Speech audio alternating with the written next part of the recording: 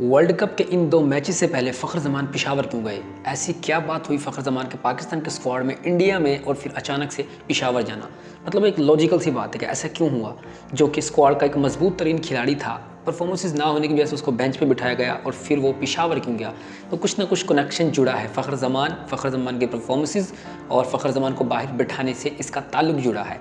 तो फ़खर ज़मान की आज की जो इनिंग है, फ़खर ज़मान ने ये किन को डेडिकेट की है, किन बंदों को डेडिकेट की है, ये भी फ़खर ज़मान ने बताया। और फ़खर ज़मान और बाबर आज़म का क्या प्लान चल रहा था, वो जो पर्चा अचानक से मैच के दौरान इनको दिया गया जब 15 ओवर्स हो गए थे, तो उसमें क्या था ऐसा?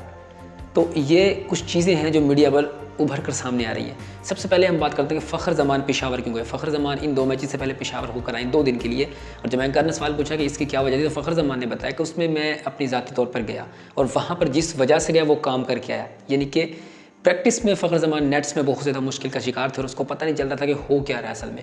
तो वो उनका जो कोच है वो आफ्ताब साहब, उन्होंने बताया कि मेरे जो फील्डर कोच हैं उनने, और एक बाबर लड़का जिसने मुझे नेट्स करवाए, उन्होंने मुझे देखा, मुझे परखा, मेरी खामियों को देखा और मुझे नेट्स करवाए 2 दिन उधर। तो फिर जाके मैंने जो अपने आप में खामियाँ देखी हैं उनको इम्प्रूव किया वहाँ पे जाके, और वापस आया हूँ यहाँ पे, और नेट्स मैंने नहीं छोड़े। तो जब मौका मिला मैच में तो यही था कि यार जिस तरह भी टीम को फ़ायदा होगा उस तरह से फ़खर खेलेगा। देखिए ये चीज़ बड़ी काबिल तारीफ़ है कि जहाँ पे आपको जिस तरह की ज़रूरत है टीम को, उस तरह अगर आप अप्लाई करते हैं बेखौफ होकर, निडर होकर, तो फिर वाकई आप फ़ौजी कहलाने के हकदार हैं। और पाकिस्तान में फ़खर ज़मान को ऐसे नहीं कि फ़ौजी बोलता कि वो निडर बहादुर खिलाड़ी है, और वो बिना ये देखे कि सामने कौन है, क्या सिचुएशंस हैं, अपना गेम शो करता है, अपना आप दिखाता है वो बंदा।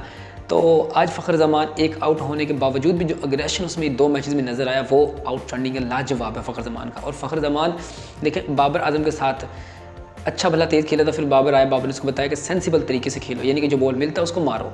और बाबर ने आज जिस तरह स्टार्टिंग में डॉट्स की लोग कह रहे थे, आज भी सेल्फिश इनिंग, 40 बॉल्स पर 35 रन, 400 का टारगेट सामने खड़ा हुआ है। तो वो मैं कहता हूँ एक एज ए कैप्टन, वो कैप्टनसी वाली इनिंग थी और एक ज़बरदस्त नॉक था। अगर वहाँ पे खुदा न खास्ता विकेट गिर जाता तो फिर फ़खर ज़मान इस तरह यूटिलाइज़ नहीं कर सकता था इन ओवर्स को, इन बॉलर्स को, तो फिर फ़खर ज़मान भी फंसता और डीएलएस मैटर में हम अपने रेटिंग्स खोते, पॉइंट्स खोते, फिर हम शायद ना जीत पाते।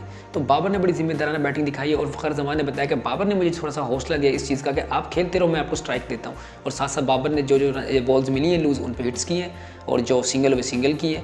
तो ये पाकिस्तान टीम का जो कमबैक है ना, पूरी दुनिया इस कमबैक से डरती है कि जब भी इन लोगों ने कमबैक करना है, तगड़ा करना है, और इन्होंने ना वन साइड जो है ना टीमों को हरा देना है। अब फिर चाहे जब हम कमबैक करते हैं, फिर सामने न्यूजीलैंड हो, इंग्लैंड हो, अफगानिस्तान, तो खैर इस वक्त हमसे भारी हुई पड़ी है बिकॉज कि उन्होंने हमें एक मैच हरा दिया है, फिर इंडिया हो, फिर पाकिस्तान, किसी को नहीं देखता। तो इसमें जो है ना, हम फैंस का ज़रा है कि हम अपनी टीम के लिए तो दुआएं करते ही हैं, साथ में हम दूसरी टीम के लिए भी दुआएं कर रहे हैं, यार आज ये जीत जाए, आज वो जीत जाए। और खुशी की बात है कि फ़खर ज़मान का कमबैक हो गया, और फ़खर ज़मान ने 2 मैचेस में, दोनों में मैन ऑफ द मैचेस। और ये देखें आपके लेजेंड्स खिलाड़ी रोहित शर्मा, जिसको हिटमैन हम बुलाते हैं, 7 मैचेस में 20 छक्के। डेविड वार्नर, जिसको हम ग्रेटेस्ट प्लेयर बोलते हैं, उसने भाई देखे 7 मैचेस 20 छक्के। फ़खर ज़मान 2 मैचेस 18 छक्के। ये हुई ना बात भाई, जब से आए तो धमाकेदार एंट्री अल्लू अर्जुन की तरह ठोक दी फ़खर ज़मान ने। तो चीज़ों को जो है ना, जो ये क्रिकेट एनालिस्ट बने हुए हैं, जो एक्सपर्ट बने हुए हैं, मीडिया पे बैठ के जो बाबर को ट्रोल करते हैं, टीम पाकिस्तान को ट्रोल करते हैं, तो मैं कहता हूँ क्रिकेट में अप एंड डाउन्स चलते हैं, कहीं परफॉर्मेंसेज होती है, कहीं नहीं भी होती है। पूरी अच्छी टीम परफॉर्म नहीं कर रही। इंग्लैंड इस वक्त बुरे कोई हालात में फंसा हुआ और उनकी बिल्कुल पतली हालत है, आज भी वो ऑस्ट्रेलिया से हार गए हैं। तो इसमें ये नहीं कि वो खिलाड़ी बड़े नहीं हैं, उन्होंने करके दे रखा है, वो बड़े खिलाड़ी हैं, लेकिन परफॉर्मेंसेज जो है ना अप डाउन्स होती रहती हैं। तो Fakhar Zaman best of luck for the next matches.